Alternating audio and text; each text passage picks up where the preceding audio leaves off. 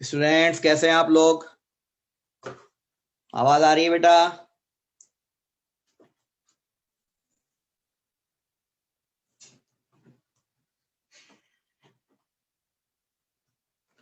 हाँ भाई, हम लोग पढ़ रहे थे। अल्हम्दुलिल्लाह बेटा, ठीक ठाक। बेटा हम लोग पढ़ रहे थे यूनिट वेक्टर। तो आज हमें यूनिट वेक्टर्स के न्यूमेरिकल करने। वालेकुम अस्सलाम बेटा। यूनिट वेक्टर के न्यूमेरिकल करने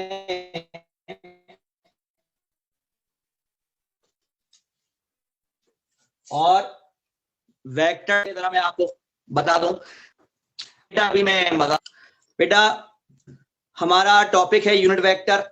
यूनिट वेक्टर वो वेक्टर होता है जिसका मैग्नीट्यूड 1 होता है। अगर मैग्नीट्यूड 1 नहीं है तो वो यूनिट वेक्टर नहीं है। वो वेक्टर तो है मगर यूनिट वेक्टर नहीं है जब तक कि उसका मैग्नीट्यूड 1 ना हो। मिसाल के तौर पर एक मिसाल देता हूं आपको। मैंने आपको वेक्टर लिखना पढ़ना सिखाया है और वेक्टर की मैग्नीट्यूड निकालना सिखाई है। मैं इसको दोबारा से आपको बता रहा हूं ताकि आपके जहन में दोबारा आ जाए।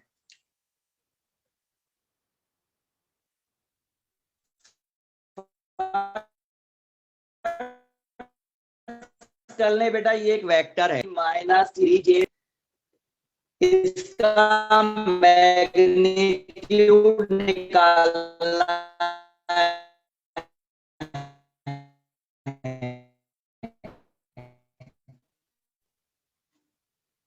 यूनिट वेक्टर है अगर या नहीं तो इसका तरीक़ाकार ये है कि इसकी मैग्नीट्यूड निकालो। 2 का स्क्वायर -3 का स्क्वायर -6 का स्क्वायर, ये तरीका होता है मैग्नीट्यूड निकालने का बेटा। 2 का स्क्वायर 4, 3 का स्क्वायर 9, 6 का स्क्वायर 36। माइनस भी हो तो स्क्वायर पॉजिटिव भी होता है। मैग्नीट्यूड निकाला, मैग्नीट्यूड आया 7 यूनिट्स। ये आ गई मैग्नीट्यूड ऑफ वेक्टर ए। अब आप एक बात का जवाब दें कि क्या ये जो वेक्टर था क्या ये यूनिट वेक्टर है? हाँ या ना? यस और नो? क्या ये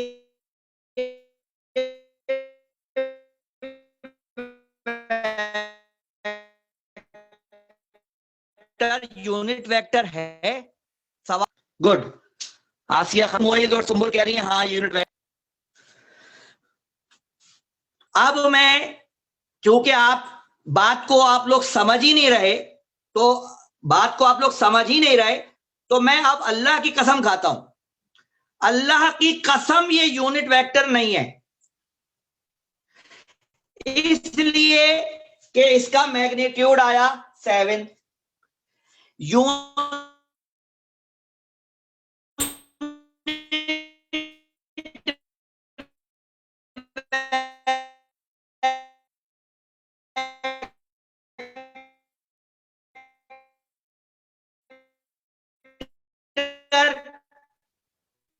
यूनिट वेक्टर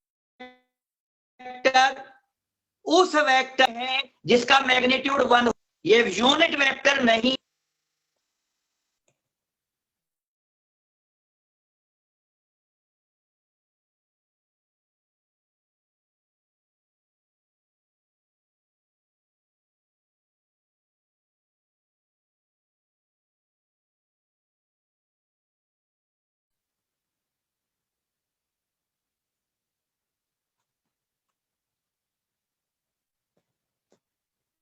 क्या अब आवाज सही हुई? क्या आवाज बेहतर हुई? ओके, मैं ये कह रहा हूं कि ये वेक्टर यूनिट वेक्टर नहीं था। इसका जब मैग्नीट्यूड निकाला तो मैग्नीट्यूड 7 आया। अगर इसका मैग्नीट्यूड 1 आता तो ये यूनिट वेक्टर होता। इसका मैग्नीट्यूड 1 नहीं आया, ये यूनिट वेक्टर नहीं है। यहां तक बात समझ में आई सब बच्चों को कि यूनिट वेक्टर किसे कहते हैं? जिसका मैग्नीट्यूड 1 हो। क्लियर है? अब आगे सुने, ये एक वेक्टर है, वेक्टर ए, जिसकी लेंथ है 7 सेंटीमीटर। ये यूनिट वेक्टर नहीं है, इसकी लेंथ 7 है। यूनिट वेक्टर वो होता है जिसकी लेंथ हो 1। अब आगे सुने, नया काम। अगर कोई वेक्टर हो और मैं पता करना चाहूं कि इस वेक्टर के पैरेलल कोई यूनिट वेक्टर है, अगर मैं इसको मालूम करना चाहूं कि ये कौन है, तो इसको मैं ए कैप का नाम दूंगा। गौर से सुने थ्योरी। ये एक बड़ा वेक्टर है, ये बड़ा वेक्टर 7 सेंटीमीटर का है, यूनिट वेक्टर नहीं है। मैं ये चाहता हूं कि मैं इस वेक्टर के पैरेलल एक यूनिट वेक्टर फाइंड आउट करूं। तो सबसे पहली बात सुन ले, जब किसी वेक्टर के पैरेलल यूनिट वेक्टर मालूम किया जाता है तो उसका नाम बड़े वेक्टर के नाम से देख के रखा जाता है। अगर ये कैपिटल ए है तो इसका नाम स्मॉल ए कैप होगा। कैप माने यूनिट वेक्टर। अगर ये बी होता तो ये बी कैप नाम रखते, अगर ये सी होता तो सी कैप नाम रखते। ठीक। अगर अब मैं फार्मूला बताने जा रहा हूं, अगर आपको किसी वेक्टर के पैरेलल यूनिट वेक्टर निकालना है तो इसका फार्मूला है वेक्टर डिवाइडेड बाय मैग्नीट्यूड। जी, क्या फार्मूला है? Vector divide by magnitude. अगर मुझे यूनिट वेक्टर निकालना हो इस वेक्टर के पैरेलल तो मैं इस तरह से निकाल सकता हूं। ठीक, कैसे निकालूंगा आपको दिखाते हैं। फर्स्ट कर ले, मुझे ए कैप पता करना है। फार्मूला है vector A upon mod of A. Vector A ये लिखा हुआ है बेटा, 2i minus 3j minus 6k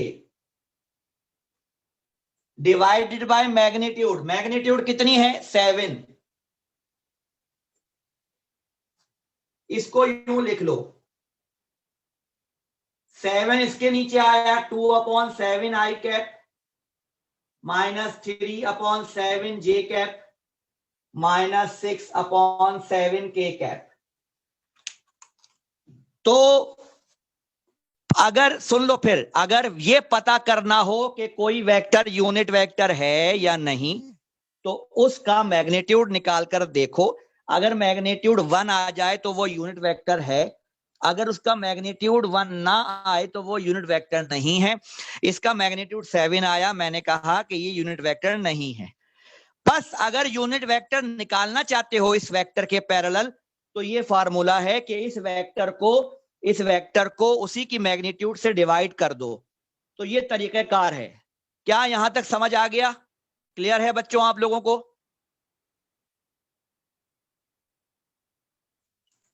अभी मैं इसकी आपको प्रैक्टिस करवाऊंगा और ताकि आपके और समझ में आ जाए।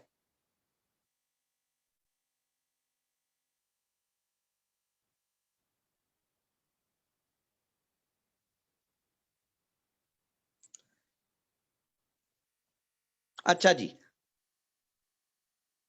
हाँ ये यूनिट, ये आंसर नहीं है। आंसर किस चीज का? आंसर सवाल के मुताबिक आएगा। मैं आपको एक पर्टिकुलर समझाता हूं, समझे जरा। इसको मिटा रहा हूं। मेरा कहने का, सुन ले, मेरे कहने का मतलब ये बात, या 3 बातें याद रखें। दुनिया का हर वेक्टर लिख सकते हैं AXI, AYJ, AZK। एक बात मैंने ये सिखाई, बोलो हाँ। दूसरा, इसका मैग्नीट्यूड निकालना सिखाया। आई के साथ जो कुछ है उसका स्क्वायर करो, जे के साथ जो कुछ है उसका स्क्वायर करो, के साथ जो कुछ है उसका स्क्वायर करो। बोलो हाँ। और अगर इसका यूनिट वेक्टर निकालना हो, इसका या इसके पैरेलल यूनिट वेक्टर निकालना हो, तो वेक्टर को इसकी मैग्नीट्यूड से डिवाइड करो। मैं बस ये कह रहा हूं कि ये 3 फार्मूले जहन में बिठा लो। वेक्टर लिखते ऐसे हैं, वेक्टर का मैग्नीट्यूड ऐसे निकालते हैं, वेक्टर का यूनिट वेक्टर ऐसे निकालते हैं। अगर इसमें कोई सवाल हो तो पूछो, वरना मैं आगे करवाता हूं इसकी प्रैक्टिस ताकि आपको समझ में आए।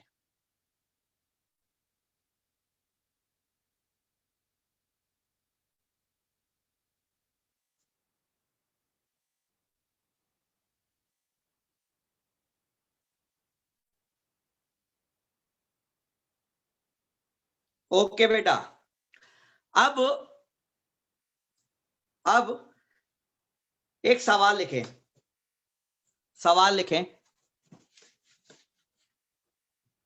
बेटा।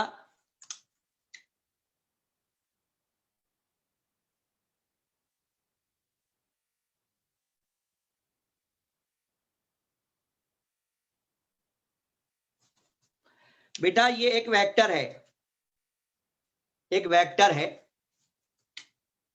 इसका पहला पार्ट मैं क्या पूछ रहा हूं, is this vector a unit vector. ये इसका जवाब देना है हमें, इस बात का जवाब देना है हमें, हाँ या ना में। तुक्का नहीं मारना है, तुक्का नहीं। ये एक वेक्टर दिया हुआ है, वो तुमसे पूछ रहा है क्या ये यूनिट वेक्टर है, इसका एक ही तरीका है पता करने का। इसका मैग्नीट्यूड निकाल कर देखते हैं, अगर मैग्नीट्यूड 1 आया तो यूनिट वेक्टर है, नहीं आया तो नहीं है। चेक करने का एक तरीका है, सॉल्यूशन कर रहा हूं।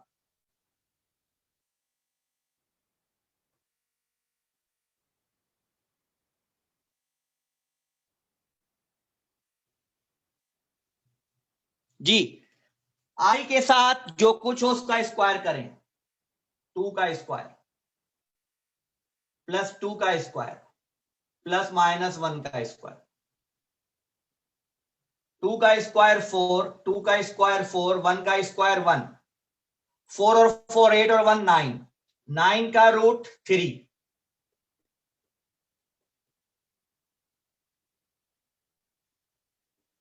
जी बेटा, अब आप जवाब दें, is this vector a unit vector? क्या ये वेक्टर यूनिट वेक्टर है?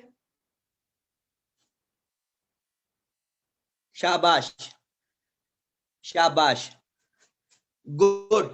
आप इसका जवाब कैसे देंगे? आप कहेंगे सिंस क्योंकि magnitude of A is not equal to 1, क्योंकि इसकी मैग्नीट्यूड इक्वल टू 1 नहीं आई, तो आंसर है this is not a unit vector. तो ये यूनिट वेक्टर नहीं है, ये इसका आंसर है बेटा, इसका आंसर। ये कॉपी कर लो, फिर आगे बढ़ेंगे। 1 मिनट दे रहा हूं।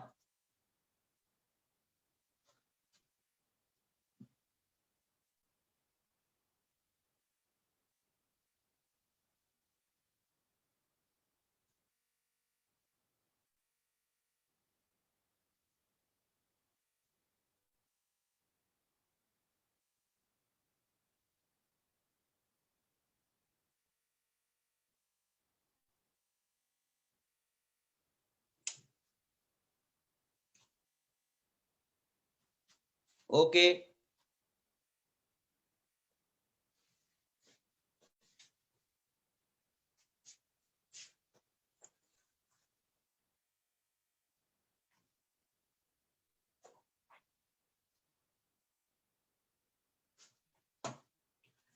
अच्छा, एक सवाल 2019 के पेपर में मुझे याद पड़ता है कि 2019 का फाइनल पेपर था या सप्ली का, था या फाइनल का था। ये सवाल 2019 में आया है। सवाल लिखें, सवाल लिखें, लिखें prove that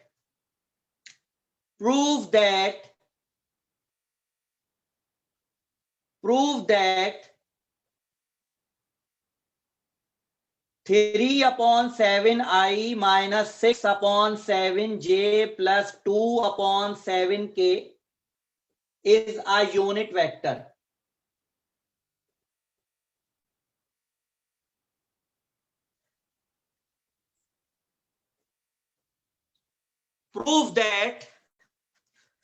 Prove that this is a unit vector. अब वो ये पूछ नहीं रहा कि बताएं है कि नहीं, वो कह रहा है साबित करो कि ये यूनिट वेक्टर है,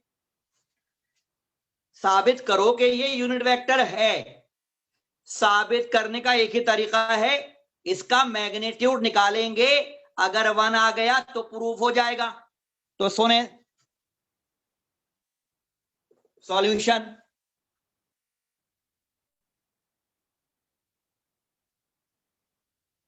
क्योंकि इसका कोई नाम नहीं है तो मैंने सिर्फ मैग्नीट्यूड लिख दिया।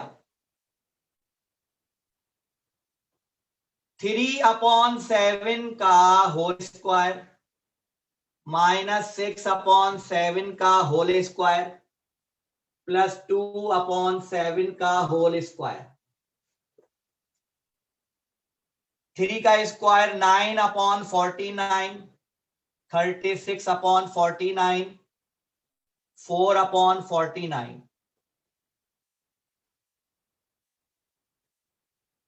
9 + 36 + 4, ऊपर भी 49, नीचे भी 49, 1 का रूट 1। बेटा मैग्नीट्यूड 1 आ गई। अगर मैग्नीट्यूड 1 आ जाए तो कहना है प्रूव्ड, साबित हो गया। आप लिखेंगे यहां पर सिंस मैग्नीट्यूड = 1 यूनिट, क्योंकि हमने प्रूफ किया कि मैग्नीट्यूड 1 यूनिट आई, हैंस प्रूव्ड, तो साबित हो गया कि given vector is a unit vector. ये तरीका है बेटा कि मालूम करना या प्रूफ करना। मैग्नीट्यूड 1 आ जाए तो यूनिट वेक्टर है। कर लें कॉपी।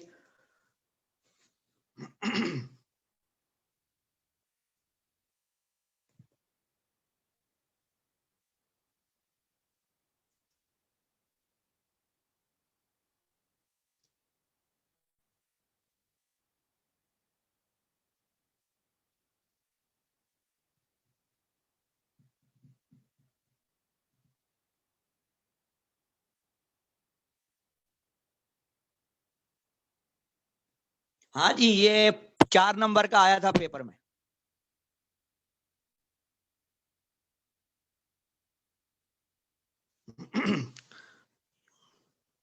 जी जी, आसान है। अगर आप लोग रेगुलर क्लास लेते रहेंगे ना, रेगुलर, तो आपको आसान लगेगा। लेकिन मैं आपको एक बात बताऊं, ये चैप्टर मुश्किल लगने की 2 वजूहात हैं। एक तो ये कि इसमें 4 जमा 3 7 नहीं होता, 4 जमा 3 5 6 कुछ भी हो सकता है, इसलिए बच्चा कंफ्यूज हो जाता है। एक तो मसला ये। दूसरा, इसमें न्यूमेरिकल इतने ज्यादा आएंगे, इतने टाइप्स के आएंगे, बच्चा मिक्स कर जाता है। हाँ, ये बार आसान सवाल है, आसान ही आते हैं। आइंदा भी मैं आपको इसी तरीके से डिटेल में समझाऊंगा इंशाल्लाह। आप प्रैक्टिस भी कराऊंगा, लेकिन बच्चा भूल जाता है। बस प्रैक्टिस करते रहें आप, याद रहेगा इंशाल्लाह। अच्छा, अब आप लोग जरा बुक पर आ जाएं। मेरा ख्याल है बुक का पेज नंबर 50 या 51 होगा। न्यूमेरिकल नंबर 7 निकालें बुक का। बुक का न्यूमेरिकल नंबर 7 पेज नंबर 50 है या 51 है?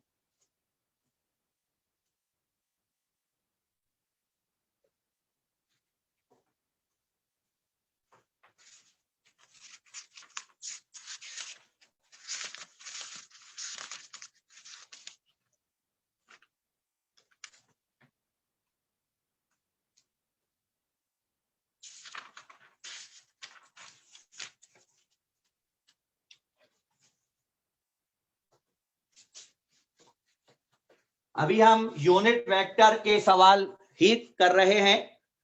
बुक का क्वेश्चन नंबर 7।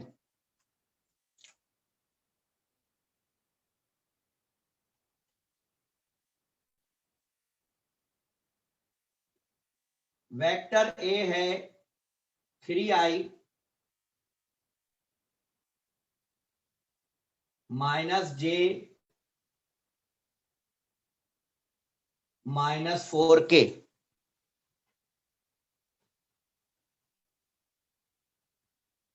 वेक्टर बी है -2i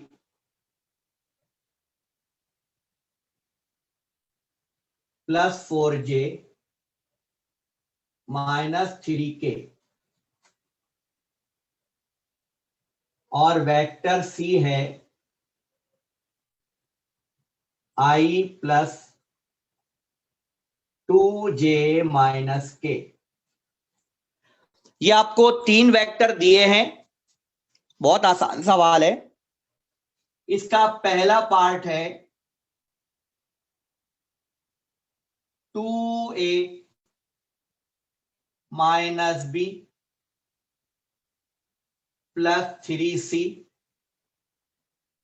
मालूम करें।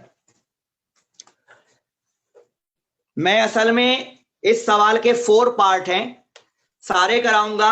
असल जो काम करवाना है वो चौथा पार्ट है। अब वो चौथा पार्ट कराने के लिए बाकी तीनों पार्ट भी मुझे समझाने पड़ेंगे, वो सीखें आप लोग। मेरा बेटा एक वेक्टर ए, एक बी और एक सी, ये सॉल्व करना है। बेटा अजान हो रही है, मैं सिर्फ सॉल्व कर रहा हूं, फिलहाल आप देखें इसको।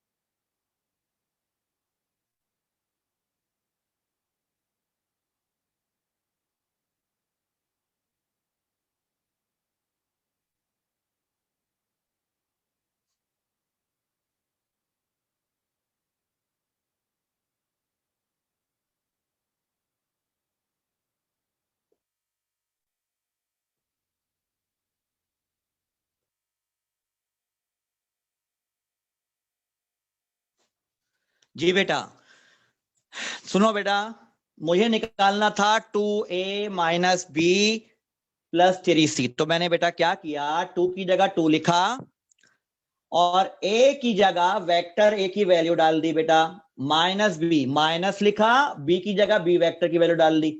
+3c +3 वेक्टर c की जगह वेक्टर c की वैल्यू डाल दी। 2 3 मल्टीप्लाई किया 6i +-2 1 2j +-2 4 8k -+2i -+-4j -++3k 3i +6j -3k। क्यों बेटा समझ आ रहा है बच्चों?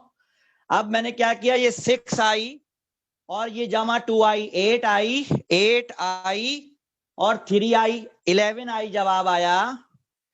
फिर जे की बारी, -2j, -4j, -6j, -6j और +6j कैंसिल आउट हो गए, जवाब आ गया 0j, यानी नहीं आया, जे आया ही नहीं। अब आगे -3 के +3 के कैंसिल आउट हो गया, माइनस का 8 के, तो आंसर आया 11 आई -8 के, क्योंकि जे तो है ही नहीं। तो इस तरह ये सॉल्व करते हैं बेटा। क्लियर है सब बच्चों को? कॉपी करें इसको जल्दी।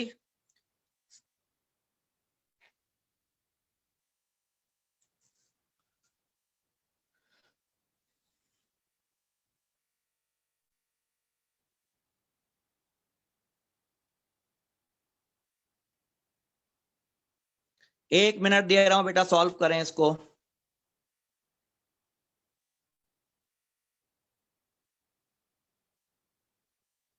ये जो निशानात हैं ये मैंने आपको समझाने के लिए बनाए थे कि करेक्ट करेक्ट करे, तीनों आई वाले हैं, ये होल जो बनाए वो के वाले, इस तरह समझाने के लिए किया था। इनका कोई मकसद नहीं था, ये मैंने आपको समझाने के लिए किया था ताकि बोर्ड नजर आ जाए सही तरह कि कौन कौन से ऐड हुए। अब इसका बी पार्ट ये मिटा दूं बेटा, बी पार्ट कराना है इसका।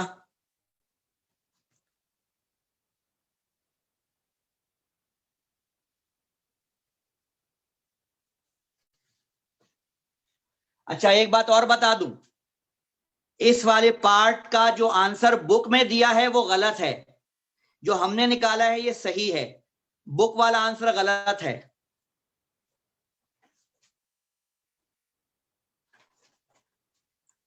अच्छा अब पार्ट बी,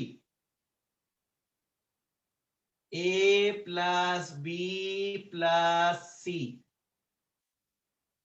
ये सॉल्व करना है बेटा।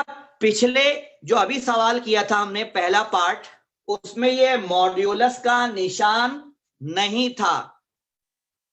मॉड्यूलस का निशान ना हो तो वेक्टर की शक्ल में छोड़ेंगे, आई जे के फॉर्म में छोड़ेंगे, और अगर मॉड्यूलस का निशान हो तो फिर मैग्नीट्यूड भी निकालेंगे। सुने कैसे?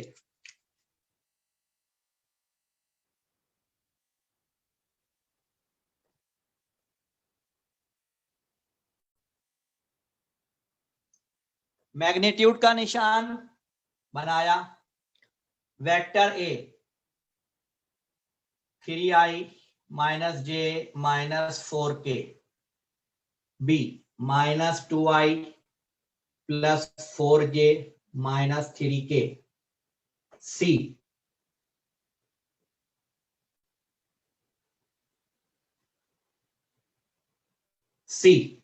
i +2j -k। मॉड्यूलस के निशान अपनी जगह लगे रहेंगे। अब वही काम करें बेटा, इसे खोल दें,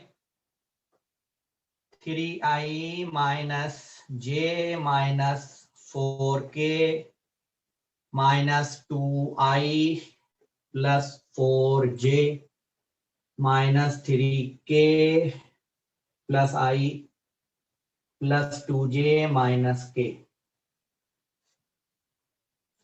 बेटा आई वाला आई में ऐड होगा, जे वाला जे में, के वाला के में ऐड होगा। मेरा बेटा ये देखो 3i -2i, 3i में से 2i गए, बचा आई और एक और आई +i 2i। बेटा आगे -j और +4j, -j और +4j, +3j +3j और +2j +5j, -4k -3k -7k -7k और -k -8k। यहां तक सब बच्चों को समझ आ गया बेटा? जल्दी बताएं, अभी एक स्टेप बाकी है।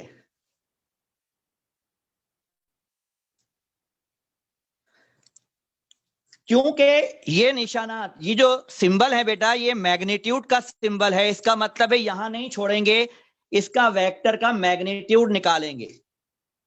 ये निशान मैग्नीट्यूड का है।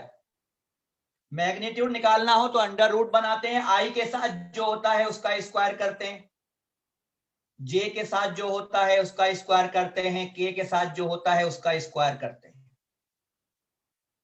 2 का स्क्वायर 4, 5 का स्क्वायर 25, 8 का स्क्वायर 64। बेटा इन सबको ऐड किया मैंने, 93 आया, अंडर रूट 93 यूनिट्स। यही आंसर है। अब आप में से कोई बच्चा मुझसे ये पूछेगा कि इसका रूट निकाल सकते हैं। बेटा अगर इसका रूट निकालेंगे तो पॉइंट में जवाब आएगा। मैग्नीट्यूड पॉइंट में अच्छी नहीं लगती, आप इसको यहीं छोड़ देंगे, अंडर रूट 93। हाँ अगर ये परफेक्ट स्क्वायर होता तो रूट ले लेते। प्लीज बेटा इसे कॉपी कर लें, 1 मिनट दे रहा हूं।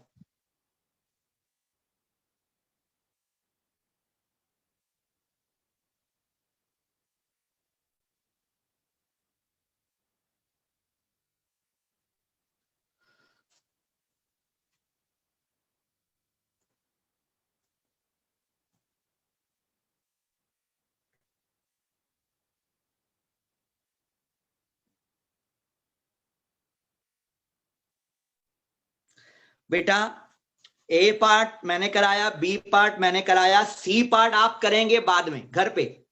मैं इसका डी पार्ट, चौथा पार्ट करा रहा हूं जो मुझे जरूरी है करवाना। जब मैं चौथा पार्ट कराऊंगा ना तो थर्ड पार्ट खुद ही सॉल्व हो जाएगा। अभी आप देख लेना, अभी थर्ड पार्ट मत देखो, डायरेक्ट चौथा पार्ट करेंगे। मिटा दो इसको।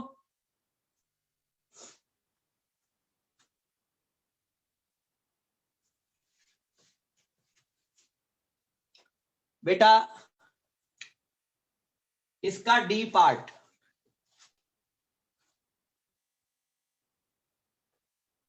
Find a unit vector parallel to 3a minus 2b plus 4c। बहुत गौर से देखना बच्चों। देखो बेटा वो कह रहा है फाइंड आ यूनिट वेक्टर, यूनिट वेक्टर मालूम करो पैरेलल टू दिस, इस वेक्टर के पैरेलल। बेटा